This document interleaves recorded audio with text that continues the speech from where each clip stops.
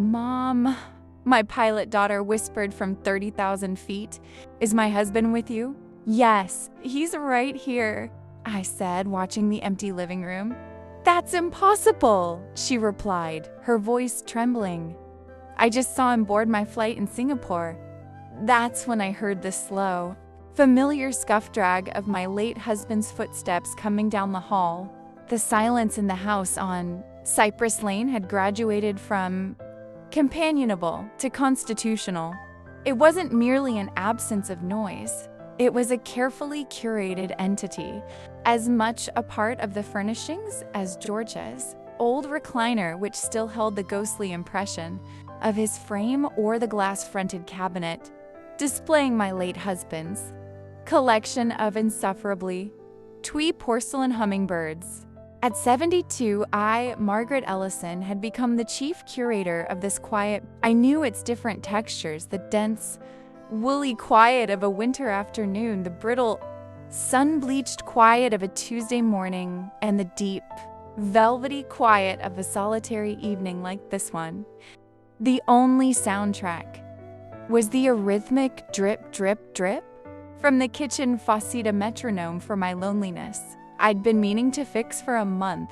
George would have had it sorted in 5 minutes with a wrench and a muttered curse.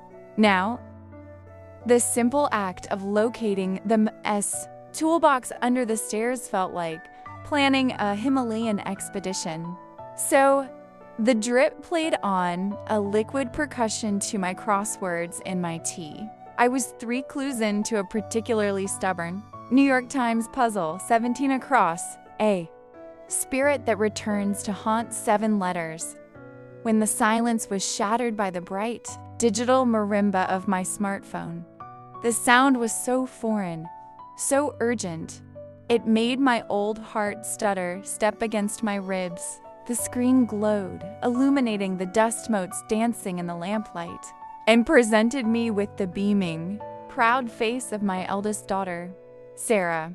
She was in her crisp white pilot shirt, epaulets sharp on her shoulders, standing before the colossal, swept-back wing of a Boeing 787 Dreamliner.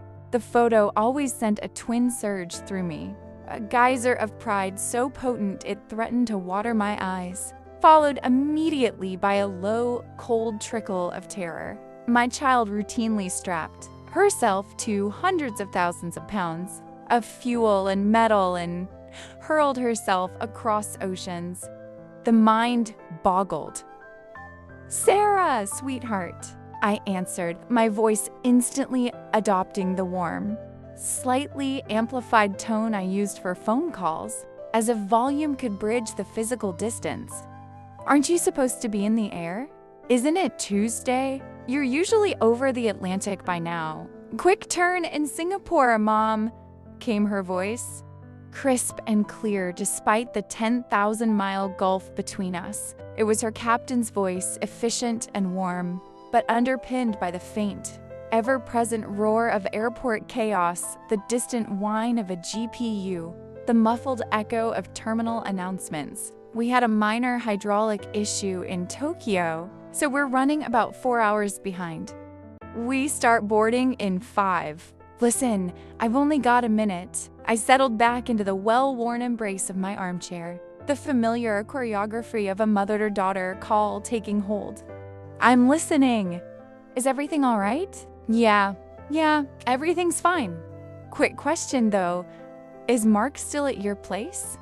He texted me a couple hours ago saying he was stopping by to check on you. Drop off that new arthritis cream I ordered, the fancy German stuff. I just realized I never got a follow-up from him saying he'd left. A little bloom of warmth, tinged with minor guilt, opened in my chest. Mark, my son-in-law, was a good man, a systems engineer for the wind farm out near Archer. He had the meticulous, slightly distracted kindness of someone whose mind was always 3 steps ahead, solving an invisible equation. He'd taken Georgia's death hard, and had since appointed himself the unofficial warden of my well-being, showing up with overly complicated coffee makers he'd programmed, or links to articles about senior cybersecurity. Him. remembering the cream witch I'd only mentioned in passing during our weekly Sunday barbecue was just like him. I glanced around the living room. It was, of course, profoundly and unequivocally empty. The only movement was the slow sway of the lace curtain in the breath of the central air. Mark had never arrived. He'd probably gotten ensnared in a last-minute work crisis, some turbine whispering faulty data, or had simply lost track of time, elbow deep in some schematic. It happened. No matter, I'd cover for him. A mother's reflex, honed over decades of smoothing. Minor domestic ripples before they could become waves in her children's lives.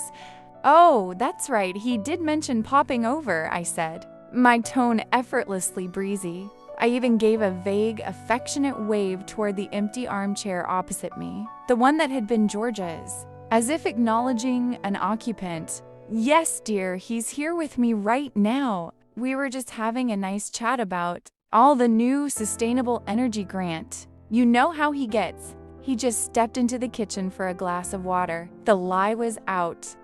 Smooth and practiced, a social lubricant. I'd make an excuse for him later as he just dashed out to grab a pizza. Sweetie, didn't want to disturb your briefing, and all would be well. The silence on the other end of the line was different this time. It wasn't the comfortable pause of someone thinking.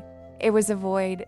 The background airport noise seemed to fade, replaced by a dead digital hollow, as if the connection had been severed but for the faintest hum of latent electricity.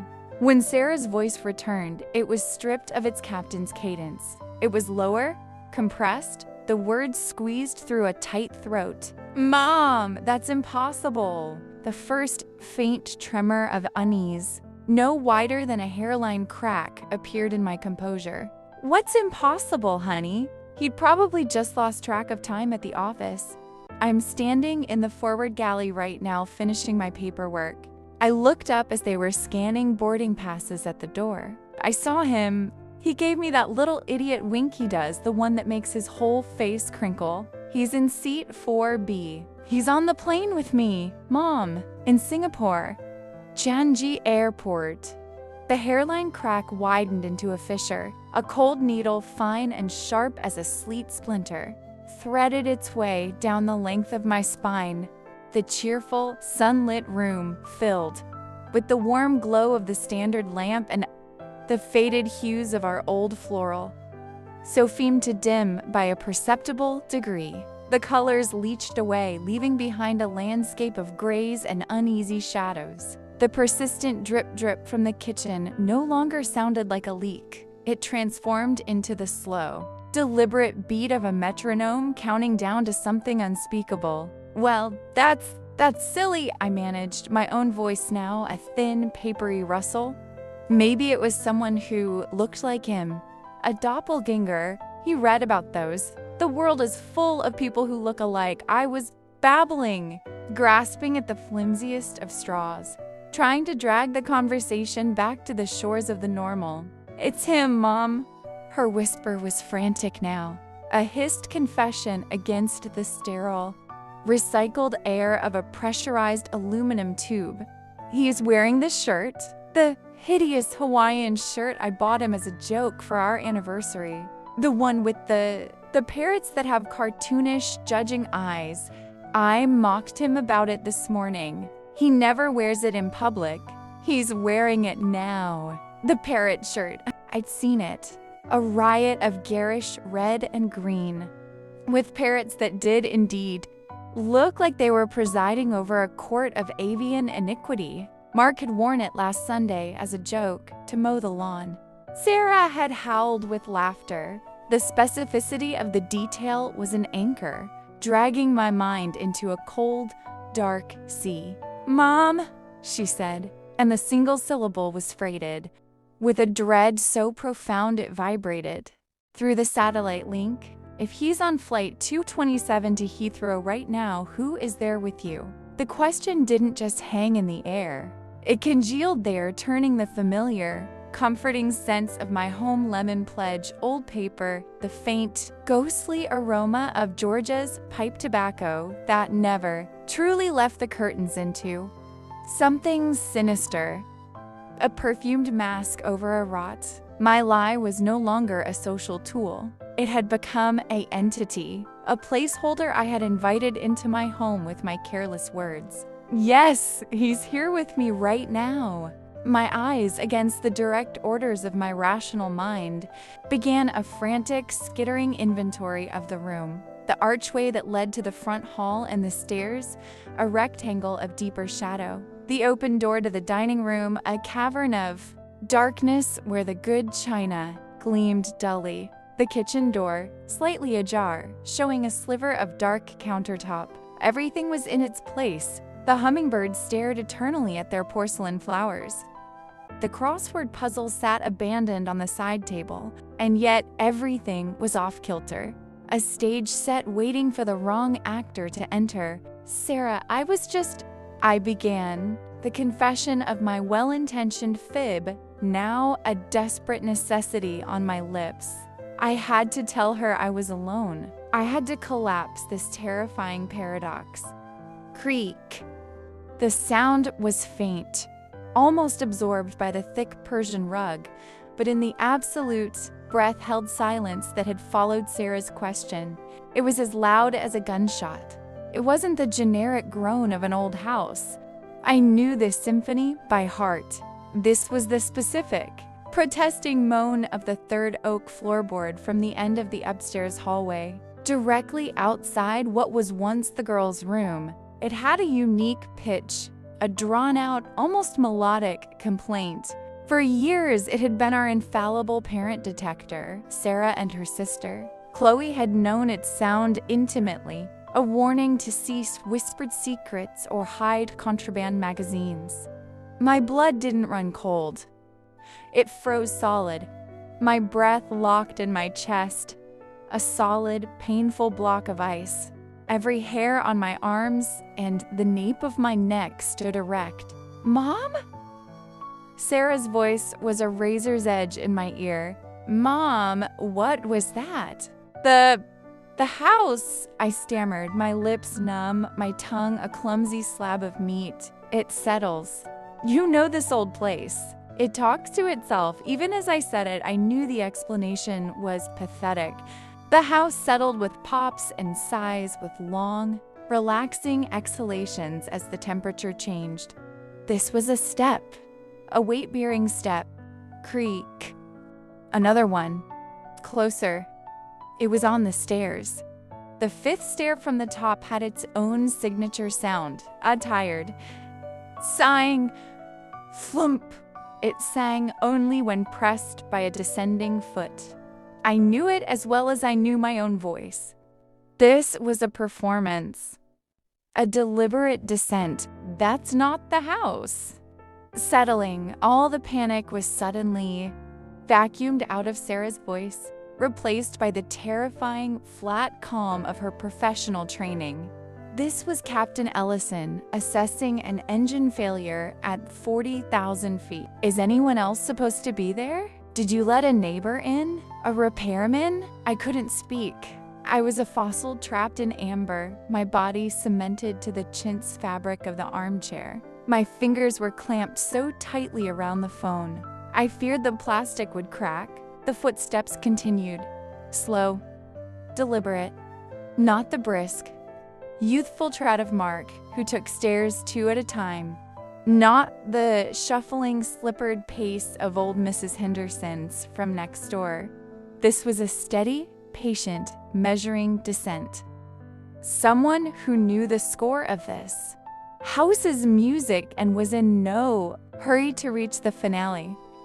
Thump, a soft, almost cushioned landing on the runner carpet at the bottom of the stairs. In the hallway, the long, dark, windowless hallway that fed directly into the living room where I sat. A rabbit in the open. Mom, listen to me. Sarah's voice was a command, clear and hard. Get up. Right now. Do not speak. Do not make a sound. Go to the kitchen, lock the door, get a knife from the block. Then call 911. Do it now. But the paralysis was total. The logical part of my brain, the part that had raised 2 headstrong daughters, buried a husband, and balanced a household budget for 40 years, screamed at my muscles to move. The older reptilian part of my brain, the part that knew about predators in the dark, had short-circuited with pure, undiluted terror. I was prey, and prey's first defense was to become invisible, to hope the passing shadow didn't linger. The footsteps began again in the hallway, slow, heavy, each one a distinct, separate event in time. Scuff, drag, scuff, drag. A new, horrific detail inserted itself into the auditory nightmare. A slight, leathery drag on the left foot, a hitch in the step, a soft scuff followed by the faint whisper of fabric being pulled across carpet. It was an achingly, intimately familiar rhythm. George had walked with that exact same gait for the last 8 months of his life.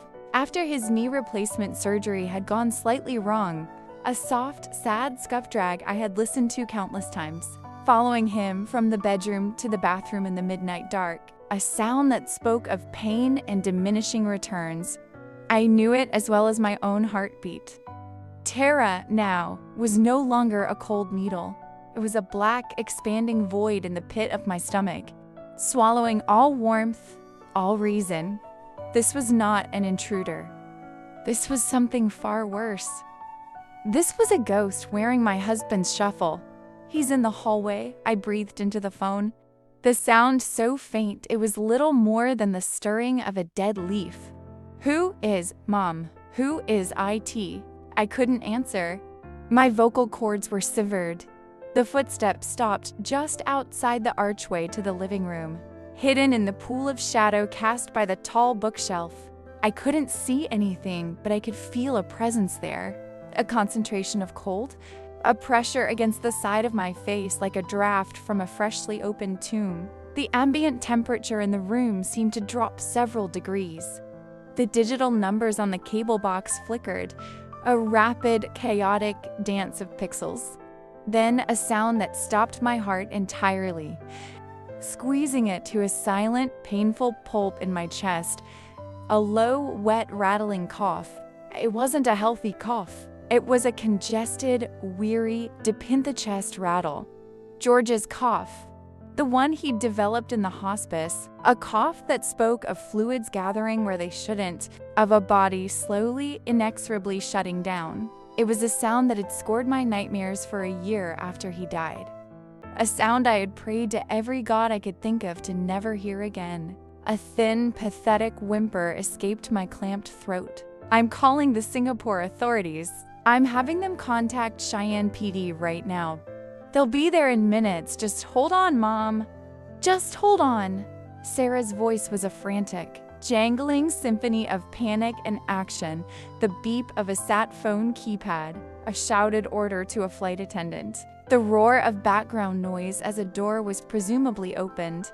The figure took one final step, crossing the threshold from shadow into the soft, buttery pool of lamplight by which I did my crosswords. I saw it, and my mind, in a final, futile act of self-preservation, simply broke. It was Mark, the sandy, perpetually tousled hair, the slightly too large ears that stuck out just a bit, which he hated, the same beige khakis and navy blue polo shirt he'd worn last Sunday, when he came over to clean my gutters. It was his body, his clothes, but it was all wrong. The posture was a grotesque parody. Mark stood tall, with the easy, loose-limbed stance of an ex-college tennis player. This thing stood slumped, its right shoulder visibly lower than its left. The spine curved in a subtle, old man stoop, the exact posture George had developed from a lifetime of hunching over blueprints. Its head was tilted slightly to one side, as if listening to a faint, discordant tune from another room. The face was Mark's face, but the expression was a vacant, placid mask. The lively intelligence, the quick, kind humor that always danced in his eyes was utterly absent. In its place was a terrifying blankness, and the eyes, God, the eyes. They were not Mark's bright hazel eyes. They were milky, clouded with a filmy white opacity. Cataracts, the thick, advanced cataracts George had in his final weeks. That gave his gaze a distant, underwater quality. Eyes that saw nothing of the physical world and, perhaps, everything of another. It stood there, just inside the room, a monstrous, still life. The drag of its left foot was perfectly pronounced. It was a hideous collage, a glitch in the matrix of my reality, stitching together the living and the dead into a single, impossible abomination. Merc. I choked out, the name a strangled plea, a demand for this nightmare to identify itself. The thing that was, not Mark smiled. It was a slow, laborious process, as if the facial muscles were rusty and unfamiliar. The corners of the mouth twitched first, then pulled upward in a delay that was profoundly unnatural. The smile didn't reach the milky, dead eyes. It was a smile I knew intimately. It was Joris's gentle, lopsided grin, the one that crinkled the corner of his right eye more than his left, pasted onto the younger, smoother canvas of Mark's face. The dissonance was visceral, a nausea-inducing violation of memory and love. "Hello, my love," it said, but the voice was a catastrophe. It was not a blend, but a layering. On the surface, recognizable as Mark's higher, softer tenor, but beneath it, woven through it like a rotten thread in a tapestry, was George's ruined, phlegmy baritone. The two voices spoke in imperfect unison, the older voice lagging a microsecond behind, creating a sickening stereophonic echo that seemed to vibrate in the marrow of my bones. It was the sound of a grave speaking with the lips of the living. "Just stopping by," the dual voices rasped, the George voice gargling on unseen fluid. "Like I said, I would." It took a shuffling step forward. The scuff drag was louder on the hardwood floor by the rug. The smell hit me then, a wave of olfactory memory that was almost as terrifying as the sight. Not the smell of decay, but the cloying, astringent scent of hospital-grade antibacterial wipes, undercut by the sour, sweet smell of sickness, of a body struggling, of medicine and mortality. It was the specific scent of George's sick room in those final, awful days. It had permeated the curtains, the bedding, my own skin. I had washed it away 1,000 times, and here it was, flooding back, carried on this thing that wore my son-in-law like a suit. Sarah was screaming in my ear, but her words were lost, drowned in the roaring white noise of my own primal terror. My eyes, wide and dry with shock, locked onto the thing's hands. Mark's hands, long-fingered, capable, usually gesturing animatedly as he explained something. Now they hung limp at its sides, but held in a specific, arthritic curl George had developed, fingers slightly bent inward at the knuckles, thumbs tucked awkwardly against the palms, as if holding invisible, painful marbles. "You're not here," I whispered, a desperate, magical incantation. "You're on a plane. Sarah sees you. She sees you." The thing's awful smile didn't waver. The milky eyes seemed to look through me, at a point somewhere on the wall behind my head. "The body is a vessel," the voices intoned, the George voice bubbling. "A seat. In coach. Or in first class."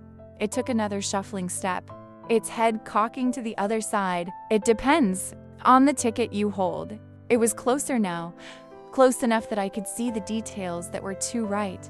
A small, from when he'd helped Chloe with her car. These were intimate, mundane details that screamed of authenticity, making the whole obscenity so much worse. "Stay back!" I shrieked, finding a reservoir of strength in the depths of my terror. I lunged sideways, my old bones shrieking in protest, and my hand closed around the cold, raw iron shaft of the fireplace poker. I brandished it like a broadsword, the point trembling wildly at the center of its chest. "Don't you come near me." Not Mark stopped. It raised a hand, not in a threatening gesture, but in a familiar, tired gesture of apology, the exact placating wave George would give when I was upset about something trivial. "Hey there, here," Mag's gesture. "Now, Margaret, don't be dramatic." The voices were chiding, patronizing. I just came for the photo album, the one from the Lake George trip. The girls were so small, remember? Sarah was afraid of the minnows. A fresh, deeper wave of dread, cold and absolute, washed over me, pulling me under.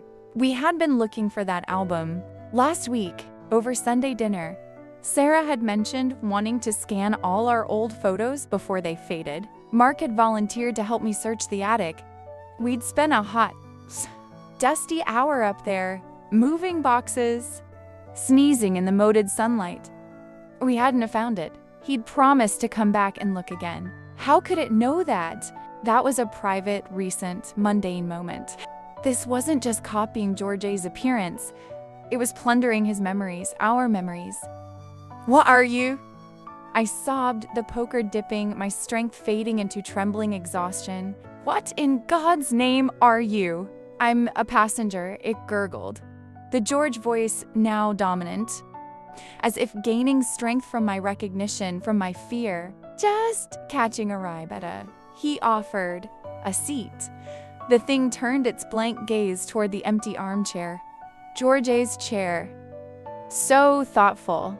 It began to move again, not towards me, but with that agonizing scuff drag towards the large oak bookcase that held decades of memories bound in leather and cardstock.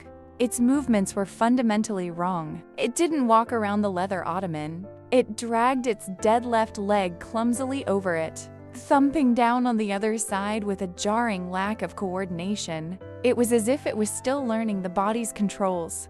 A novice pilot in a complex machine. My paralysis shattered. A final, desperate surge of adrenaline. The last reserve of a mother who would not die cowering in her own living room, fired through my veins.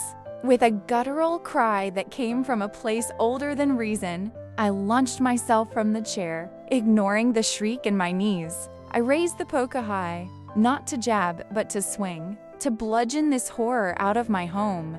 "Get out!" I roared, my voice raw and ancient. "Get out of him! Get out of my house!" The thing turned its awful head. The milky eyes seemed to fix, not on my face, but on the black iron tip of the poker. A flicker of something, not fear, but perhaps a mild academic curiosity passed over the vacant face. "Put that down." "Mags!" The voices sighed, a tired duet. "You'll hurt yourself." It was George's exact tone, the one he used when I'd try to open a stubborn jar of pickles or lift it too heavy. "Bag of potting soil." A tone of affectionate, exasperated superiority. It reached the bookcase. Its movements were jerky, but its intent was clear. It didn't search. Its hand Mark's hand, held in that arthritic curl, went unerringly to the third shelf, to a gap between a large book on horticulture and a set of Dickens. From that shadowed space, it pulled out a thick, blue leather-bound album, its edges worn soft with time. The Lake George album, the one Mark and I had turned the attic upside down looking for. It had been here in plain sight all along. Or had it just manifested? It held the album with a disturbing tenderness, cradling it against its chest with both hands, in the way George would hold something precious and fragile. Outside, the glorious, deafening wail of police sirens pierced the thick silence of the night. They started as a distant warble and swelled into an overwhelming, cacophonous choir of urgency. Red and blue lights strobed through the bay window, painting the monstrous scene in lurid carnival colors. Flash, flash, flash, freezing the abomination in stark, alternating relief. Not Mark didn't startle. It didn't flinch. It simply closed the album and tucked it neatly under its arm. A commuter with his newspaper, it looked at the flashing lights painting the wall, then swiveled its head back to me. The terrible, lopsided smile returned. My ride is here. Time to deplane. It shuffled away from me towards the back of the house, toward the kitchen and the door that led to the screened-in porch and the backyard. The scuff drag echoed in the suddenly too bright, too loud room. As it passed the kitchen table, its free hand reached out and picked up a small, white pharmaceutical box. The arthritis cream, a box that had, most certainly, unequivocally, not been sitting on my kitchen table 10 minutes ago. At the back door, it paused, its hand, the fingers moving with a strange, stuttering precision, found the deadbolt, turned it, and pulled the door open. The warm, cicada-filled night air rushed in, a shocking contrast to the tomb chill the thing had brought with it. It stood on the threshold, a silhouette against the dark lawn. The jewel voices softened, the dissonance fading for a moment, blending into something that was almost mournful, almost human. "Tell Sarah," it said, the voices nearly in sync. "I'll see her at the gate." Then it stepped out into the night. The door swung shut behind it with a soft, definitive click. The sirens were right outside now, peaking in a screeching crescendo before cutting off abruptly, leaving a ringing silence in their wake. The lights continued to strobe, painting my living room in frantic, silent pulses. I stood, a statue of shock, the heavy poker dangling from my nerveless fingers. My body trembled with a violence that felt like it would shake me apart. From the front of the house, the doorbell rang, a cheerful, normal sound that was utterly obscene. Heavy fists pounded on the solid oak door. "Cheyenne Police! Is anyone in there? Mom, open up!" I didn't move. I couldn't. I was staring at the space where the thing had vanished, at the closed kitchen door. The pounding came again. "Police! We're coming in!" I heard the crunch of gravel as they moved around the side of the house. A bright flashlight beam swept across the kitchen window. Finally, my limbs unlocked. I let the poker fall to the rug with a dull thud and stumbled to the front door, my gait as unsteady as a newborn foal's. I fumbled with the chain and the deadbolt, my fingers thick and stupid. I opened the door to two young police officers, a man and a woman, their faces etched with professional concern that barely masked their readiness for anything. The woman's hand rested lightly on her holstered weapon. Behind them, the quiet street was a surreal tableau of swirling red and blue, of curious shadows cast by squad cars, of a few brave neighbors peering from behind their curtains. "Ma'am, are you Margaret Ellison? We received an emergency call, a patch through from Singapore Airlines security. Are you all right?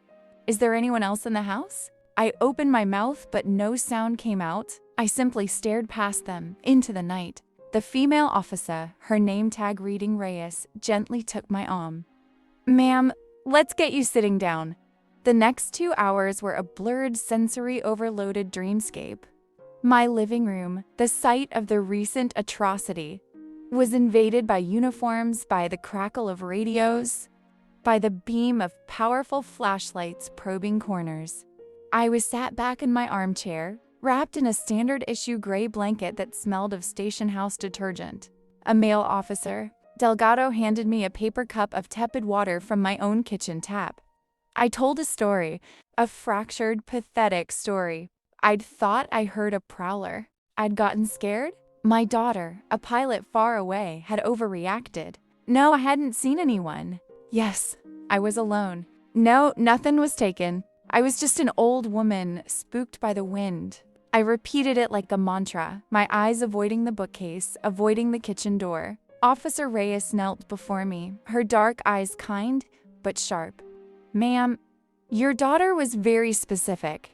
She said you reported someone inside the house, someone you identified as your son-in-law, who she insisted was on a plane with her.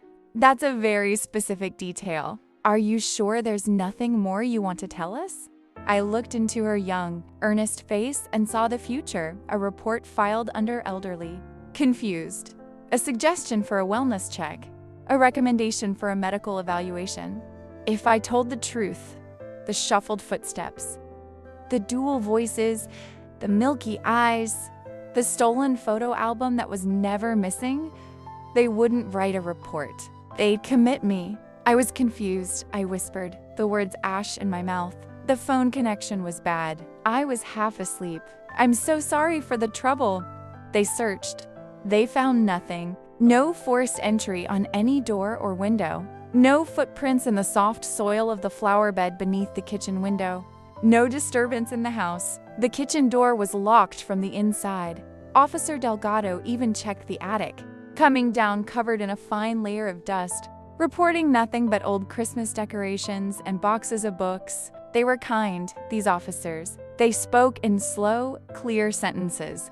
They suggested I get a security system, the kind with panic buttons.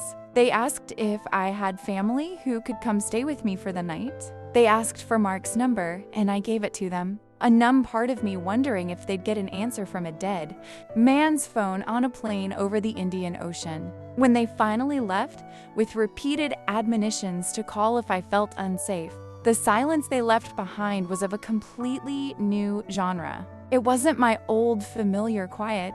It was a violated silence, a silence that had been ripped open and stitched clumsily back together. It was a listening silence, pregnant with the echo of a scuff drag and a wet, rattling cough.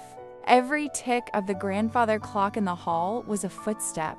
Every sigh of the furnace kicking on was that terrible, dual-layered breath. I sat in the chair, the blanket around my shoulders, staring at the spot where it had stood. The phone in my lap felt like a live wire. It rang, the sound like a physical blow.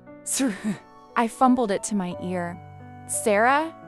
Her voice was shattered, raw, stripped of all professionalism, all composure. It was the voice of my little girl, terrified and grieving.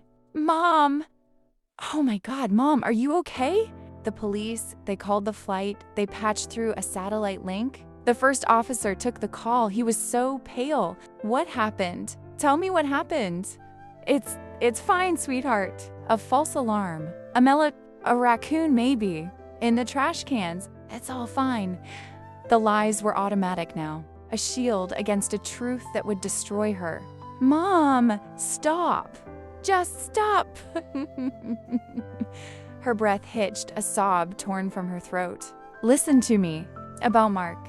After we spoke, after I called the police, I went to check on him. To see for myself, to prove it was all a mistake. A fresh chill, deeper and more desolate than all the others, seeped into the very core of my bones. It was the chill of knowing of horrible, inevitable confirmation. And, I whispered, he was in 4B. He was sleeping. Or I thought he was sleeping. He was so still. She was crying openly now, the words gasping out between wrenching sobs. I touched his shoulder. I said his name. He didn't move. I shook him. Mom! He was cold. Ice cold. And he wasn't breathing. We declared a medical emergency. We diverted to Delhi. The paramedics came on board. They pronounced him dead on arrival. A massive, sudden cardiac event, the doctor said. He said it was like his heart just stopped. Hours ago, he'd been gone for a while. The world didn't tilt. It dissolved. The floor, the walls, the very fabric of reality seemed to evaporate, and I was left falling through an infinite, lightless void. Mark was dead. Had been dead, perhaps? Since the moment the thing in my living room had picked up the photo album, or maybe since the moment it had boarded the plane and given Sarah that familiar, crinkly-eyed wink. A dead man walking, a vessel piloted by something else. But he boarded the plane, I whispered, the words meaningless. You saw him. He had his boarding pass. I saw something, Sarah wept, the sound hollow and broken. It walked like him, it had his face, it had his boarding pass, it took his seat. But the man who died, the doctor was adamant. Rigor was already setting in, his skin. Mom, He'd been gone for hours. The thing's words echoed in the chasm of my mind, a toxic refrain. The body is a vessel, a seat in coach, or in first class. It depends on the ticket you hold. Sarah, I said, my voice a dry, dead thing. Did he have anything with him? Anything unusual? A pause, filled with the hollow, echoing sounds of a distant, foreign airport, of a life irrevocably broken. Yeah, she said, confusion cutting through her grief. The weirdest thing. The flight attendants found it when they were securing his belongings for the authorities. We couldn't figure out how he got it through security. It was just there. What was it? I asked, though I already knew. I was already looking across the room at my bookcase. A photo album, old, blue leather. It just says Lake George, 98, on the cover in your handwriting. Her voice broke again. Mom, how did he get our family photo album? How did it get on the plane? I didn't answer. I couldn't. My eyes were fixed on the bookcase, on the empty space on the third shelf. The gap between the horticulture book and Dickens, that was now just a slice of dark wood, and my gaze traveled down to the kitchen table, where no bottle had been before. Sitting squarely in the center of the checked tablecloth, beside my empty teacup, was a new, unopened container of premium German arthritis cream. Mom, are you there? I'm here, I breathed. The call ended with promises she would get the first flight home, with arrangements for Chloe to come from Denver. With a grief so vast and dark, it felt like a physical entity pressing on the line. We would have to identify the body. There would be questions.